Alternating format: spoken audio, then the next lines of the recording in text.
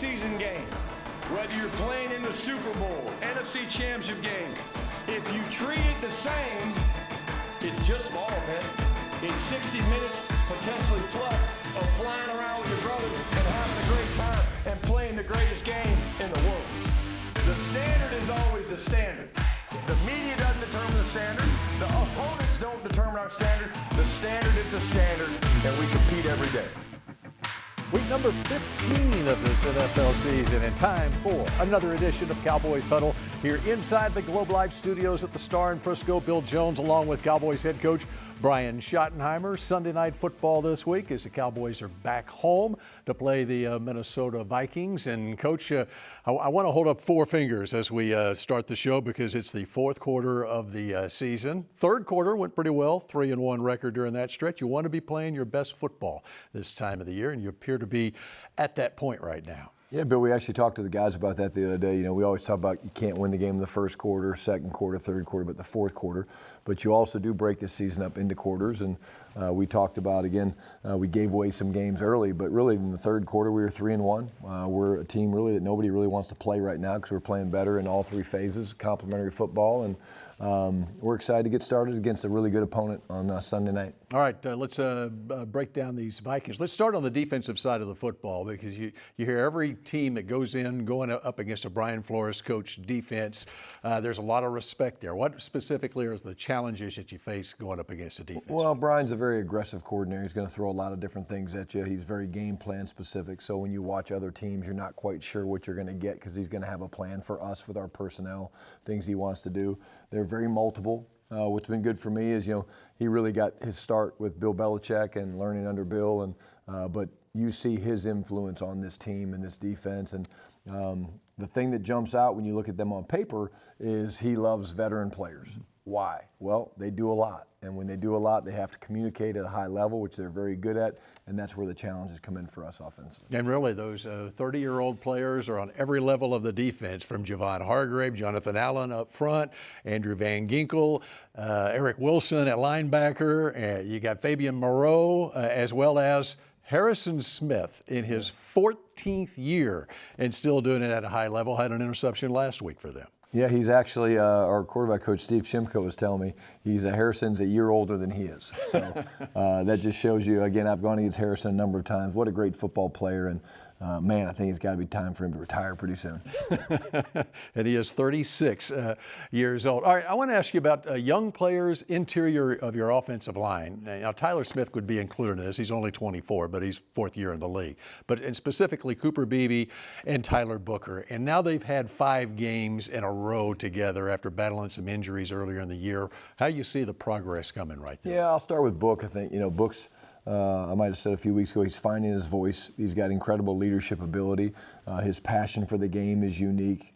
He went through a gauntlet of going up against some really impressive defensive tackles and Jalen Carter and Chris Jones, to name a few. But, man, the way this guy battles on game day, the power, the strength, the length that this guy has is unique and impressive. And I do think that Cooper Beebe truly is a master of what we're doing from a system standpoint. And so good for Dak to have a guy like Cooper where they read each other's mind. And both those guys, I think, are playing at a high level. We've really been good protecting the quarterback. Last game wasn't our best effort. We need to be better. But for the most part, they do a great job of keeping number 4 upright. And I want to ask you about Javonte Williams as well. He is what you were hoping you were getting when you signed him in March, right? Without a doubt. I can't talk enough about him as a young man, but the play style, the physicality, the run instincts, the short area quickness to get through a hole. I just love the way the guy plays. A 1,000-yard season already for Javonte Williams. Just getting started here on Cowboys Huddle. It's the return of Will McClay when Cowboys Huddle continues in a moment. Getting to a little bit over 1,000 yards, what does that mean to you? Yeah, just a testament to my hard work.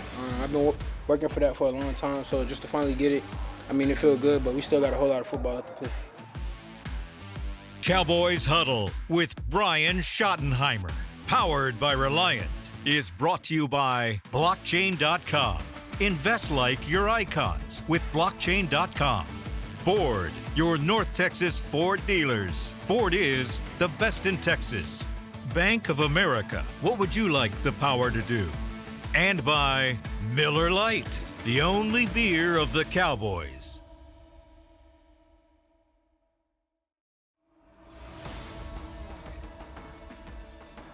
This segment is brought to you by WinStar World Casino and Resort. Proud to be the casino of the Dallas Cowboys. Please game responsibly. Welcome back to Cowboys Huddle here inside the Globe Life Studios. Bill Jones now joined by Will McClay and joined by the telestrator behind us. Time to break down some of the key players on this Minnesota Vikings team. Let's start on offense, and yes, they do have weapons, not only at the wide receiver position, but also at tight end with T.J. Hockenson. Yeah, they're a talented team with weapons offensively. They got to get in rhythm. We got to keep them off it. But I want to show you how they use players.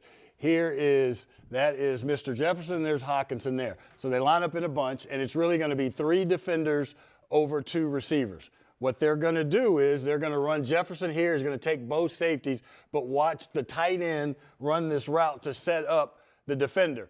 The defender's got inside leverage. You'll see here we'll go. All right, you'll see Jefferson take off here at the snap. Now we've got both deep guys going vertical with Jefferson, and then Hockenson beating the guy across his face, shows his route running ability. Hockenson with 46 catches this year, former first-round pick, 8th overall pick in 2019. And of course, Jefferson was a first-round pick as well in 2020. All right, using their personnel, knowing what they're getting. This is a 2-high safety look. Typically, when you got 2 high, the middle of the field is open. Now they have to figure out how to attack it. They've got this bunch formation here. So I want you to watch it, and what's going to happen is they're going to do something to take this safety away, which leaves the middle of the field open. But now you'll see Jefferson run a great route to set it up and to clear that space. All right? So it's the zone coverage. They're going to bluff a little bit. So now we see Jefferson. He goes out, back in. You see the safety open his hips, and that opens up the middle of the field. And then the run after catch. Justin Jefferson taking the same draft as C.D. Lamb with identical stats in their career. He can block, too. Yeah, I mean, when you don't get the ball, you got to do something. And really, part of him being a great player is all the things that he does. He's a little pissed he's not getting the ball, and he digs the safety out, and he opens up a lane for a touchdown. All right, how about on the defensive side of the football, Brian Flores, with some things that he does up front? Yeah, they do a great job of making you think offensively and trying to dictate to the offense. So you're going to see here, this is going to be a run play. Chicago's in 12 personnel. So you're going to see all these people up at the line of scrimmage. Now, the defense's job is to recreate the line of scrimmage. Offense is trying to go this way. If they go this way, they got an opportunity to get a stop. So you look at it here. They're just going to come off of the ball. You get motion. They'll adjust a little bit. Everybody's responsible for a gap. You see a lot of communication from their defense because they make a lot of calls. All right? Not afraid to bring the corner, but they move the line backwards, which stopped the running play. And as Coach was talking about earlier in the show, they got veteran guys on this defense, too. They know how to run this system. They know how to run the system, and they do a great job with it, communicating and whatnot. But what they do, now it's time to rush the passer. Okay, you're going to have 1, 2, 3, 4, 5, 6, 6.5 potential blockers. And then on the defensive side, using my counter here, you got 1, 2, 3, 4, 5, 6 rushers. All right? So now what they're going to have to do is they want to try and confuse the front. So we'll take a look at it. You got 6 guys up at the line of scrimmage. They're going to end up running games, all right? That looks like a mug. So now they have to communicate. There's more communication. And they're going to bring the heat, but somebody's going to drop out into a window where the quarterback's eyes go. That gives the pressure a chance to get there. All right, we've got one more example on this Vikings defense. Okay, here's a great one here. Again, you've got, let's use the counter here. We got 1, 2, 3, 4, 5, 6 rushers, all right? And you're going to have 1, 2, 3, 4, 5, 6 blockers. Now what they're going to do is they're going to surprise you. These 2 guys are going to pop out. It looks like they're rushing 5, they rush 4. You got to have great communication at the line of scrimmage, and you've got to be good on the outside knowing who's dropping. So here you go. 2 guys drop out underneath the underneath throws that he wants, and it gives the pressure time to get there. Just an example of why Brian Flores has a top 10 defense in the league. Will McClay, we appreciate it. More of Cowboys Huddle in just a moment. We meet a member of the coaching staff. Yeah, most definitely. Just understanding that he's an aggressive play caller. He's a play caller that likes to win the game from the plays that he's dialing up and the way that he's attacking the offenses and the looks that he's presenting. But as you said, right, giving us curveballs and making it tough on us. But we just got to communicate. And so, yeah, why I relish this challenge is it's as much of a game as anything that's a challenge to me mentally and what I'm seeing on film and being able to decipher that, pre-snap and get us into the right protections, into the right looks and plays versus all the different looks. This segment was brought to you by WinStar World Casino and Resort. Proud to be the casino of the Dallas Cowboys. Please game responsibly.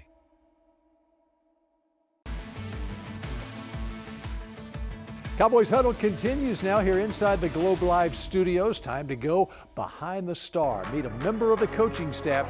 It's defensive pass game coordinator Andre Curtis this week. Yes, my name is Andre Curtis. I'm the defensive passing game coordinator for the Dallas Cowboys. I'm from a small town called Beaver Dam, Virginia. I've been coaching, this is my 25th year of coaching, my 20th in the NFL. I'm one of the 3 secondary coaches, and I work with the back 7, but I work with the safeties and nickels and corners and just try to help any way that I can. I work very closely with the safeties and the communication aspects of the defense. I came to Dallas from Chicago. My first job, college job, was at VMI, my alma mater. Then I was at Georgia Southern University. Then I got my first pro job with the New York Giants. And then after the Giants, I worked there, won a championship in 2007, and then went on to the St. Louis Rams. I was with the Rams for a few years. Then I went to the New Orleans Saints for 3 years, and then I was with the Seattle Seahawks for 7 years, and then I was with the Chicago Bears before I came to Dallas. The number one thing is, I think as a coach, the very first thing that you need to do is you have to learn the learner. You have to learn the person that you're working with. That way you know when to motivate them, that way you know when to back off, you know when to inspire them, you know when to challenge them, because all those things have to happen, but the timing of it is what makes it so special. And the only way you get to do that is by really, really knowing the person and learning them. It's a passion of mine, helping people. I think it's a people business. I always like giving back to young men, helping mold them, shape them to be the very best that they can be, not only as football players, but as men and husbands and fathers and brothers. I just want to see the best in them. And I don't remember all the scores to the games, but I remember the people, the faces, the smiles, the laughs, the crying. I just remember how passionate each moment can be, and I really cherish those. Andre Curtis, his first year with the Cowboys, 20 years as a coach in the NFL. Cowboys Huddle continues in a moment. We take an up-close look at the Vikings offense next.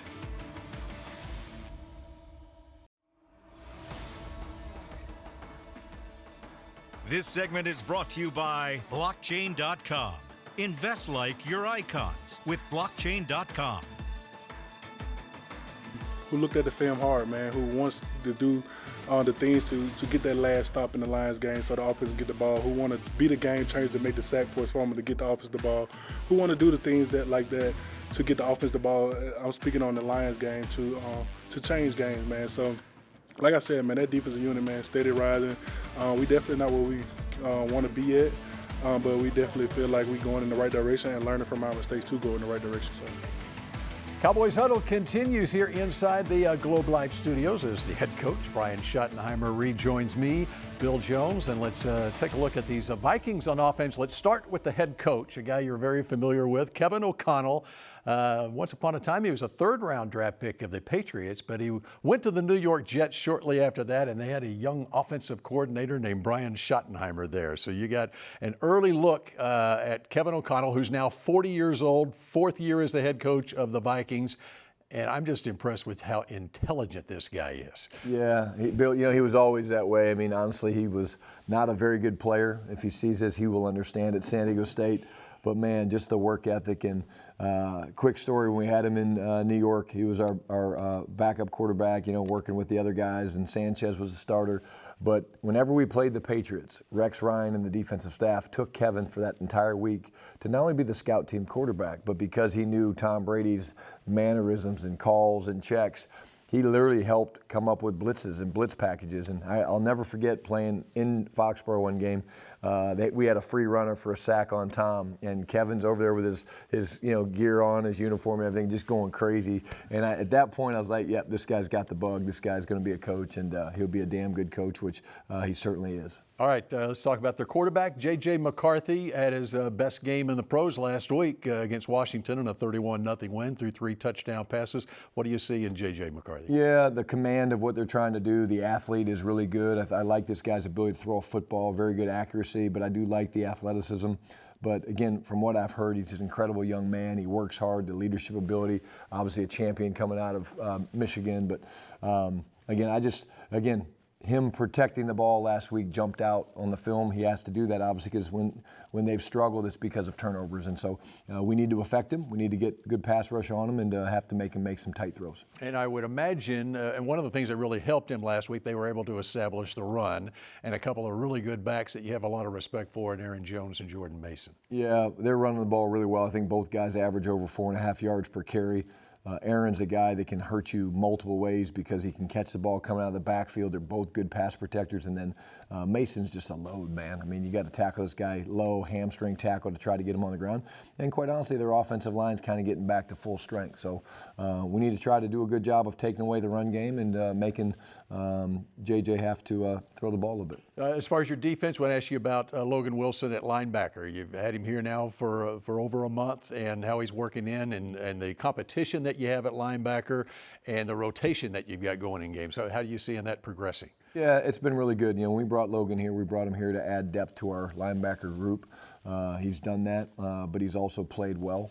We really kind of like the flow that we've had with both he and K9. They both bring different things. Logan's instincts and ability to dissect things is very impressive.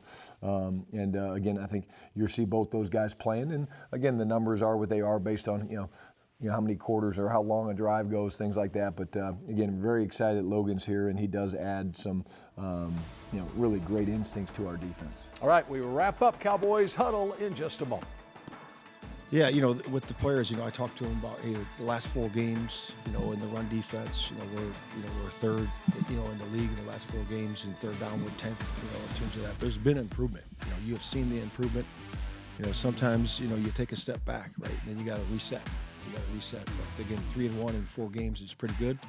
It's not the best. We only wanted to be 4-0, but we got to now move that forward and go to the last quarter of the season. It's important that we keep getting better. Keep improving, and we had some improvements in the last quarter, so we got to do a great job with this quarter of the season. This segment was brought to you by blockchain.com. Invest like your icons with blockchain.com.